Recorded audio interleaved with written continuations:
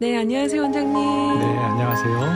반갑습니다. 네, 반갑습니다. 네, 오늘 저희 주제 제목이 굉장히 광범위하고 웅장하고 서사적입니다. 네. 제목처럼.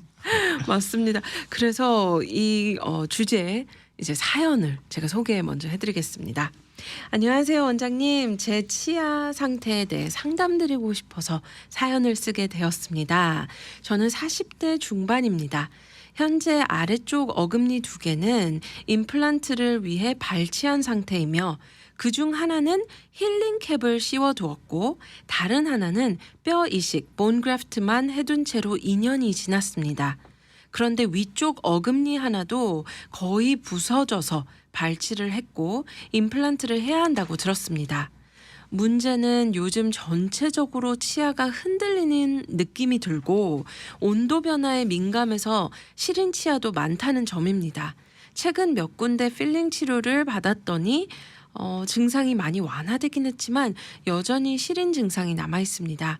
또한 부정교합 때문인지 치아가 시리고 스트레스를 많이 받는다고 들었는데 이런 경우 제 나이에 교정을 하는 것이 맞을지 고민이 됩니다.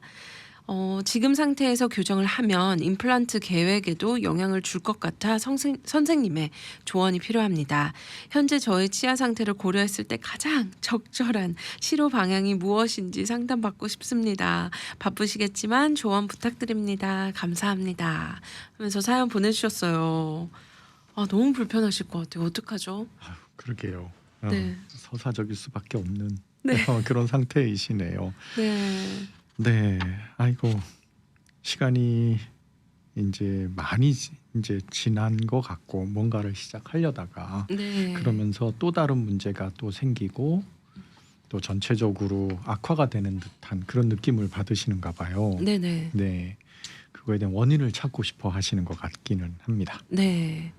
우선은 이제 제가 느낀 것이 맞는지 원장님께서 한번 들어봐 주시면 좋을 것 같은데요. 말씀해 주셨던 것처럼 좀 시간이 꽤 지난 것 같고 이제 아무래도 뭐 40대 중반이라면 사실 일하기 바쁘고 뭐 여러 이유가 있잖아요. 그렇죠. 그래서 제때 치료가 이루어지지 못한 부분이 있지 않나 그런 생각이 좀 들거든요. 그래서 오히려 좀 이렇게 안 좋았던 부분을 더 키우고 또 다른 치아까지도 문제가 생긴 게 아닐까 싶거든요. 네네. 아마 여기 이 부분에서 가장 첫 번째로 봐야 되는 부분이 네. 제가 봤을 때는 왜 이를 발치를 하게 되었을까?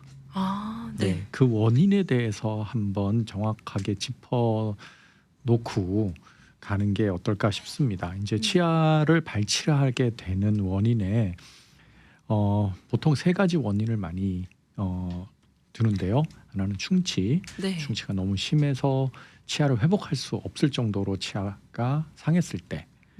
그다음에는 두 번째는 외상입니다. 이제 어떤 음식을 드시다든지 어떤 뭔가의 충격에 의해서 치아가 파절되거나 부러지거나 뭐 이렇게 되는, 그리고 신경치료를 받으시게 되는 치아들은 아무래도 좀 충격을 흡수하는 그런 자연 치아의 기능이 소실이 되어 있기 때문에 좀 더 이런 치아의 외상에 취약한 그런 경우니까 그 네. 부분이었는지. 그 다음에 3번째는 치주 질환입니다. 치주 질환은 치아는 뭐 큰 문제가 없어 보이고 충치나 이런 것들은 없지만 치아를 둘러싸고 있는 지지 구조 조직들, 잇몸과 이제 잇몸 뼈죠. 이제 이런 치주 골 이런 부분들이 손상을 받아서 더 이상 이제 기능을 할 수 없는 상황이 되었을 때 발치를 하게 됩니다. 이 중에 어떤 이유로 인해서 이를 뽑게 되었는지 제가 지금 상태를 뭐 보지를 못했고 그다음에 네. 엑스레이라든지 이런 진단 자료가 없기 때문에 이제 어떤 거라고 말씀을 못 드리겠지만 그 3가지 부분 중에 하나에 해당하지 않았을까 싶습니다. 네. 그리고 이제 저는 이제 치아 파절이나 이런 부분하고도 연관을 짓지만 그래도 잇몸 질환에 대한 부분이 원인이 될 수도 있겠구나라는 거를 배제할 수 없는 게 네. 이제 치아가 좀 흔들린다는 느낌이 있다라는 거죠. 네. 이제 그 부분들이 있는데요. 그래서 이제 지금 남아 있는 치아들의 상태가 첫 번째 두 가지로 봤을 때 잇몸 질환에 있는지 아니면 잇몸 부분은 괜찮은데 어떤 구조적으로 물림 즉 교합적인 관계에 문제가 있는 건 아닌지 이제 이런 부분으로 좀 나눠보고요. 네. 충치에 대한 언급은 없으신 거 보니까 충치는 아닌 것 같고 네네. 그래서 제가 이제 예상컨대 추론을 해보면 네. 어떤 치아 파절이 원인이 되었지 않았을까 아니면 과거에 치료받았던 치아에서 문제가 발생해서 발치가 되었다든지 네. 이제 이런 부분들을 좀 같이 좀 나눠봐야 될 것 같아요. 그러니까 네. 이분이 말씀하신 부분들에 있어서는 부종교합에 대해서 말씀을 하셨고 네. 그다음에 어금니 하나도 거의 부서져서라고 말씀하셨어요. 맞아요. 그래서 발치를 했고 임플란트를 해야 된다는 얘기를 들으셨다고 네. 되어 있습니다. 그러니까 요 두 가지를 구분을 좀 해내시고 거기에서부터 이제 조금 얘기를 이제 풀어나가면 네. 되죠. 우선 현재 아래쪽 어금니 두 개는 임플란트를 위해 발치한 상태라고 하셨잖아요. 네네. 그리고 하나는 힐링 캡을 씌워두었고 또 다른 하나는 뼈 이식만 해둔 채로 2년 동안 시간이 지났다고 해요. 네네. 그러면 그 두 개 때문에 그것 때문에라도 위쪽 어금니가 부셔질 수가 있나요? 네. 어느 쪽 상태인지는 말씀 안 하셨어요. 네네네. 예, 발치가 오른쪽 좌우에 하나씩 있는 건지 아니면 네네. 연속으로 한쪽에 있는 건지 네. 이런 부분에 대한 언급이 없으셔서 정확하게 파악은 안 되는데요. 네. 이제 위쪽 어금니가 파절이 일어났다면 교합이 되는 곳이었겠죠. 네.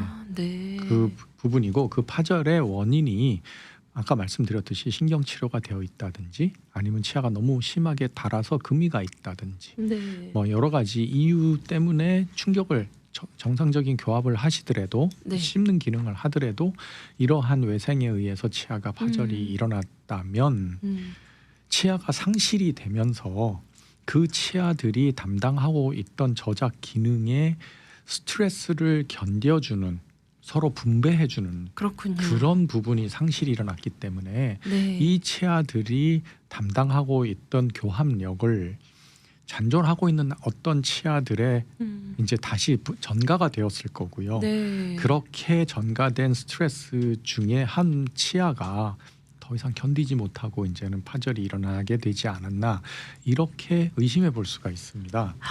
네. 네. 그러니까 지금 있는 상태에서 뭐 잇몸 부분들에 대한 것들도 이가 흔들리는 것 같고 이렇게 말씀하셨는데 맞아요. 이가 흔들리는 것도 두 가지 이유 때문입니다. 첫 번째는 아까도 말씀드렸듯이 이제 치아를 지지하고 있는 구조물 잇몸뼈가 상실이 돼서 치아가 흔들리는 경우. 두 번째는요. 과도한 힘이 잔존하고 있는 치아에 그러니까 뼈 상태는 괜찮지만 이 과도한 힘이 치아에 가해져서 치아가 견딜 수 없는 그런 상태에서 이가 흔들리는 경우일 수도 있습니다. 아니면 요 두 가지가 좀 복합적으로 어느 정도 잇몸 질환이 좀 진행이 되었는데 네. 스트레스를 이제 또 감당을 더 해야 되는 그런 치아 상태니까 네. 이 치아들이 힘을 견디지 못하고 파절은 안 되었지만 치아가 흔들리게 되는 그런 상황으로 가지 않았나 싶습니다. 네. 그거를 제가 왜 언급을 해드리냐면 이분이 치아가 많이 시리셨다고 네. 말씀을 하셨어요. 맞아요. 그리고 그 시린 증상이 몇 군데 필링을 하고 나서 좀 완화가 됐다고 말씀을 하셨고 네네. 그래도 잔존 시림은 좀 남아 있다 네. 이렇게 말씀을 하셨어요. 네네.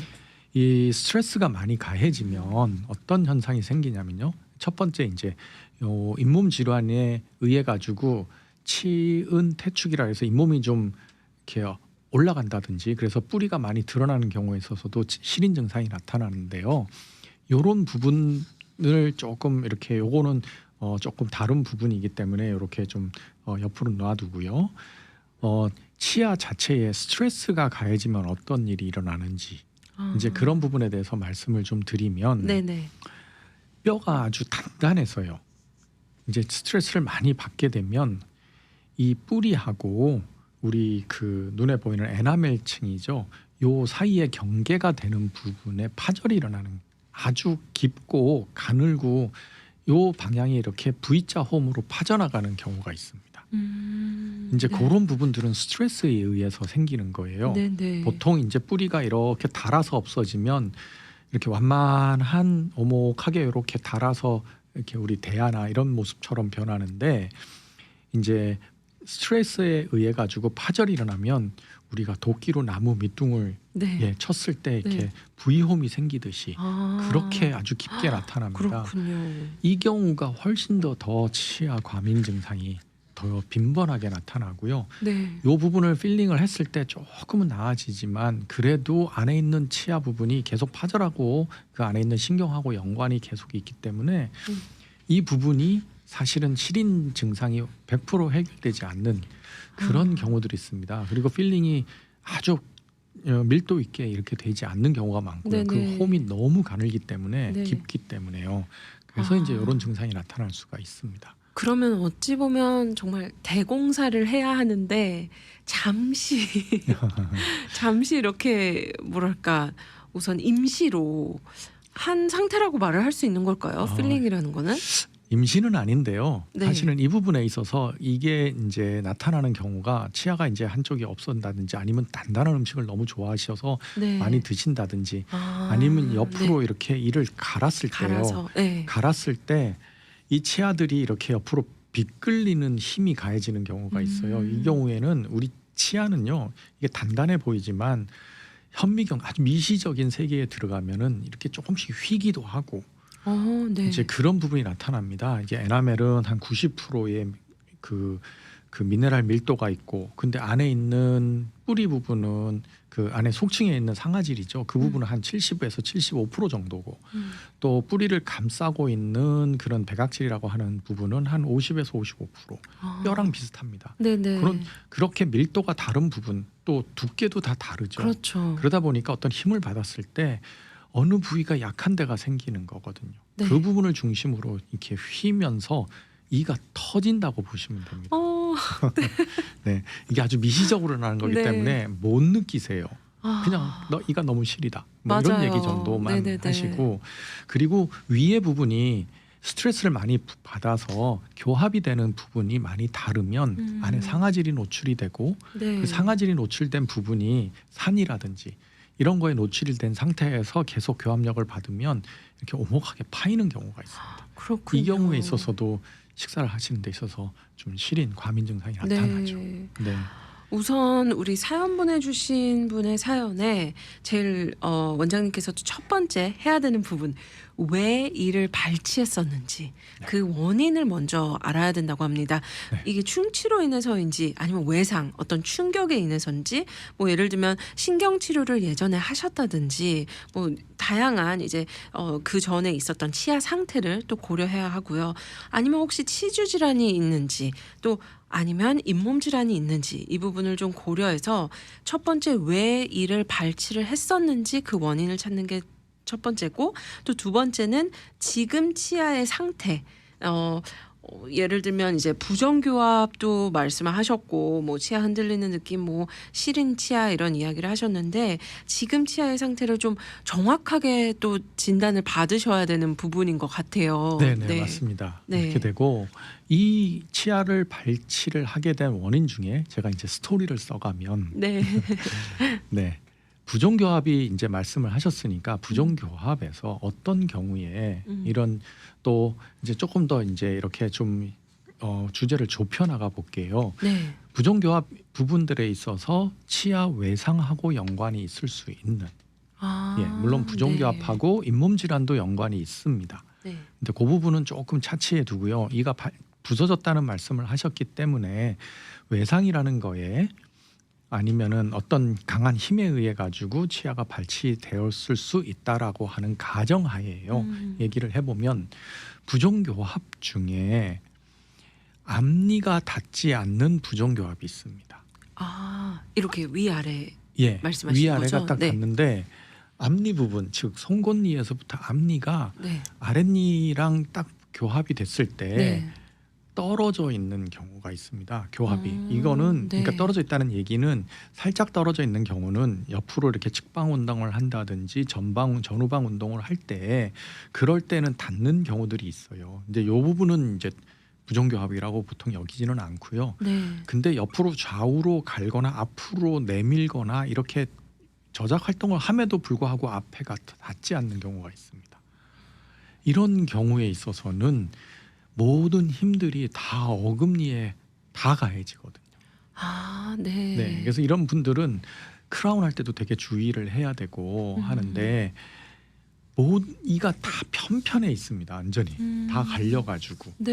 그러니까 정말 맷돌 같이 생긴 그런 상태가 돼요. 네네. 그러면서 이제 어느 부분은 닳고 어느 부분은 또 안 닳고 이렇다 보면은 또 닳는 부분이 좀 더 과해지다 보면은 안 닳는 부분이 자꾸 이렇게 부딪히게 되고 부딪히는 부분이 외상을 많이 받다 보니까 부러지게 되고 그렇죠. 이런 일이 생기고요. 이렇게 부정교합이 된 분들은 요즘 얘기하는 질코니아 크라운 같은 경우, 즉 세라믹 크라운 같은 경우에 많이 파절이 돼서 오시는 분들이 많으세요. 특히 제일 마지막에 있는 치아들 같은 경우에. 왜냐하면 이건 지렛대 원리에 의해서 회전 중심축하고 가까운 우리 턱관절하고 가까운 제일 마지막 어금니에 모든 힘이 제일 많이 가해지거든요. 네네네. 큰 힘이. 네. 그래서 이 부위에 이제 크라운을 하셨던 분, 즉 지르코니아 크라운이나 세라믹 크라운으로 하신 분들은 네. 파절이 일어나는 거를 굉장히 많이 봐요. 이렇게 앞이 이제 이렇게 벌어진 이제 부정교합인 분들은요. 그렇군요. 네, 이런 분들은 사실은 세라믹 크라운을 별로 권하지는 않고요. 네네. 세라믹 크라운을 하기 위해서는 치아를 굉장히 좀 많이 갈아서 크라운의 두께를 좀 두툼하게 만들어야 되는데요. 이렇게 되면 안에 신경의 문제도 생기고 네네. 또 신경 치료를 하시게 되면 또 치아도 좀 약해지고 맞아요. 예, 충격 흡수되는 기능도 상실이 돼서 음. 저 같은 경우에 있어서는 사실은 금이나 어떤 메탈을 이용한 금속을 이용한 크라운을 더 권합니다. 그래서 이제 요즘 금값이 너무 천정부지로 올라가가지고 네. 저희도 기공료 받아보면 깜짝 놀랄 정도인데 네. 네. 근데 이런 분들은 조금 비용의 부담이 있으시더라도 두 번 그래도. 일을 안 하시기 위해서는 네. 금으로 이제 크라운을 하시는 게 조금 네. 더 문제를 좀 덜하고요. 물론 이런 분들은 또 시간이 흐르면 골드 크라운도 전부 구멍도 내고 막 이러세요.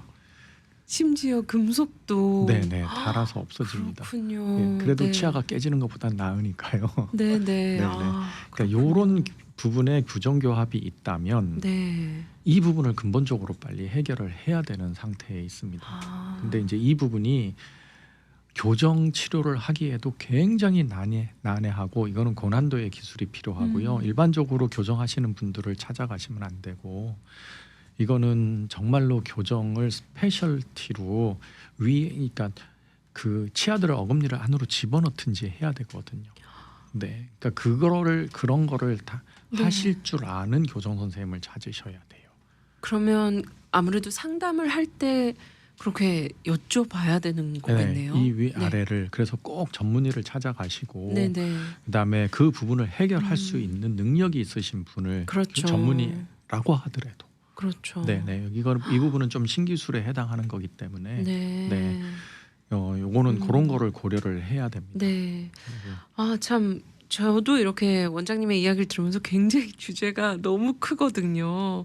근데 아무래도 저희가 오늘 파트 1과 다음번 모실 때 이 부분을 조금 더 이야기를 네, 네, 나누면 네. 좋을 것 같아요. 네. 근데 우선 다시 앞부분으로만 돌아가서요. 네. 한번 여쭤보고 싶은 거는 아래쪽에 뼈 이식만 해둔 치아는 2년이 지났다고 그러셨잖아요. 근데 아마 혹시 모르겠어요. 다른 분들도 청취자분들도 이 부분이 궁금하실 수도 있을 것 네, 같은데요. 그렇죠. 그렇게 2년이 지나든 뭐 1년이 지나든 좀 임플란트를 그럼에도 불구하고 진행해도 괜찮은지 네, 네. 궁금해요. 이 부분은 이제 처음 상태랑 그다음에 지금 현재 2년이 지난 이후의 상태, 뼈 상태를 정확하게 다시 진단을 하셔야 됩니다. 아, 네, 네. 치아는 발치를 하고 나면요. 그 상대 치아가 올라오든지 내려오든지 치아는 힘이 없어지는 부위로 올라갑니다. 여기 힐링캡을 하셨다 그러는데 제가 이 부분은 정확하게 이해를 못 하겠는데요. 이 힐링캡이라는 거는 사실은 임플란트를 했을 때 저희가 임시로 이제 연결해 놓는 아. 구조물이거든요. 네네네. 근데 그거를 의미하시는 건지 아니면 뭐 템퍼러리로 뭔가 이렇게 치아가 움직이지 못하도록 해놓은 건지 이제 요 부분은 제가 정확하게 알 수가 없어서 네. 이제 여기에 대한 부분은 조금 더 명확하게 얘기를 해주시면 좀 좋을 것 같고요. 네네. 어쨌든 힐링 캡이라고 하는 부분이 치아가 움직이지 못하는 걸로 해놨다 그러면은 요 상태는 치아를 발치했을 때랑 큰 변화는 없습니다. 하지만 그 하방에 있는 뼈라든지 뼈 이식을 했음에도 불구하고 물론 뼈 이식을 했을 때는 이제 안 했을 때에 비해 가지고 치아 발치 후에 뼈의 변화는 조금 적다고 알려져 있습니다.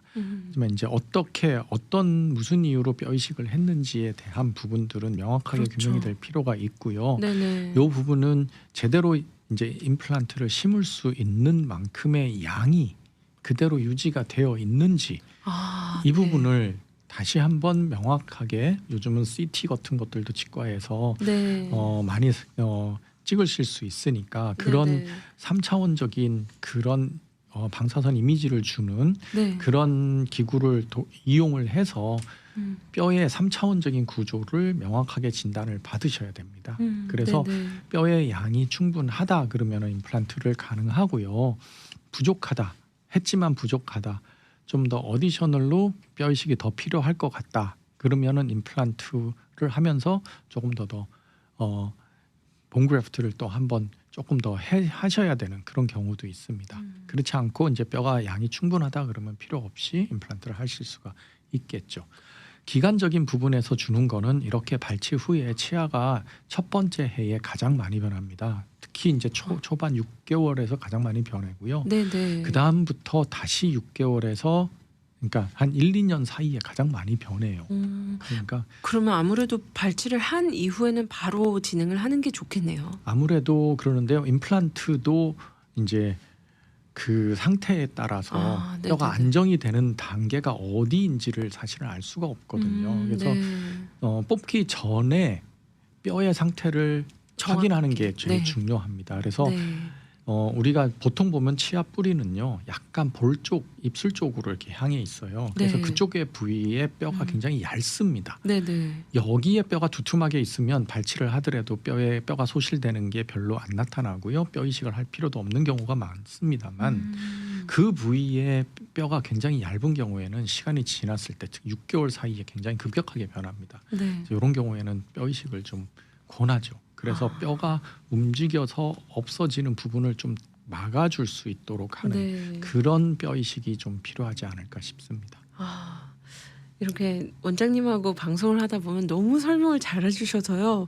제가 이렇게 느껴진다고 그래야 될까요? 물론 아닐 텐데 저도 막 만져보고 이러는데 우리 사연 보내주신 분께서도 오늘 방송을 들어주셨을 거기 때문에 왜 우선 이를 발치하게 됐는지 그 원인과 조금 더 부연 설명으로 힐링캡 관련해서도 나눠주시면 저희가 더 구체적인 좀 더 디테일한 부분을 나눠볼 수 있을 것 같다는 생각이 드네요. 네. 네네.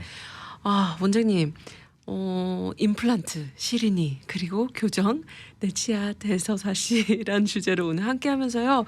우선은 오늘 다 결론을 내릴 수는 없지만 1차적으로 1막으로 내릴 수 있는 결론을 좀 정리의 말씀을 이 시간 부탁드립니다. 네. 치아가 상실이 되면요. 네. 잔존하고 있는 나머지 치아에 스트레스가 굉장히 많습니다.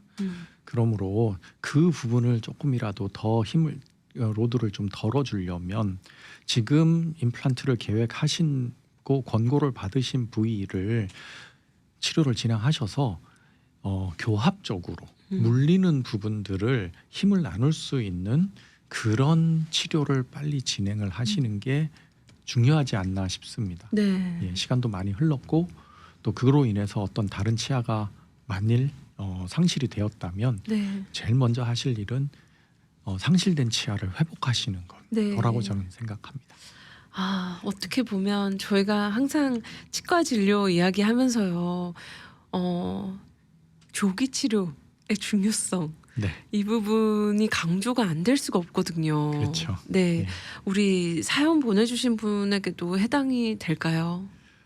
근데 이분은 이제 네. 다음번에 얘기를 좀 하겠지만 네네. 교정을 해야 되는 상황이라면 네. 이제 많은 부분이 조금 다시 또 계획을 세워야 되는 아, 그런 그렇군요. 부분이 있습니다. 교정까지 생각을 한다면 네, 아이고 그렇군요. 네, 그 부분은 다음번에 오늘은 얘기를 하자면 너무 많이 길어지기 때문에 네, 네. 다음번에 왜 교정을 할 때 임플란트를 바로 해서는 안 되는지 네. 네, 그 부분을 한번 다뤄보면 네. 이제 전반적인 이해를 하시지 않을까 싶습니다. 네.